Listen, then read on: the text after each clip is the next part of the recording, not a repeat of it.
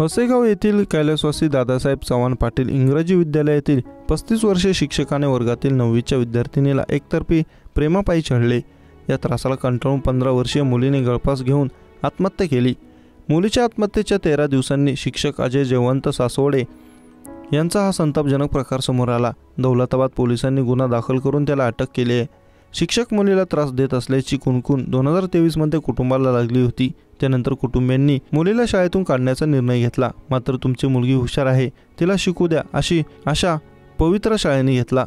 शिक्षकाला समजावून सांगण्याची जबाबदारी शाळेने घेतली। त्यानंतर मुलीने देखील तक्रार दिली नाही। त्यामुळे कुटुंबियांचा समज झाला की आता हा शिक्षक मुलीला त्रास देत नसावा। मात्र 17 मे रोजी आत्महत्या केली।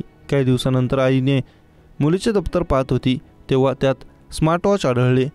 डिस्प्लेवर अजयचा वॉलपेपर होता। अजयनेच ते बळजबरीने दिल्याची आईला खात्री पटली। मुलीकडे 2 पत्रे देखील आढळली। अजयने नेहाला बळजबरीने प्रेमसंबंध प्रस्थापित करण्याचा प्रयत्न करून आत्महत्या करण्यास प्रवृत्त केले होते। आईने अखेर दौलताबाद पोलिसांकडे तक्रार केली। गुन्हा दाखल होताच उपनिरीक्षक दीपक पारदे यांनी त्याला अटक केली आहे। अल्पवयीन मुलीला डायरी लिहायची सवय होती। तिने इंग्रजी मराठीत तिच्या डायरी शिक्षक अजयबद्दल लिहिलं होतं। मम्मी सर घरी आले होते, मी तुला सांगू शकले नाही असं त्या डायरीत लिहिल्याचं आढळलं आहे। अजयने तिच्या घरापर्यंत पाठलाग केल्याचं समोर आले। मुलीच्या वडिलांचं वर्षापूर्वीच निधन झाले। त्यानंतर मुलीने असं आयुष्य संपवल्याने कुटुंबाला मोठा धक्का बसला आहे।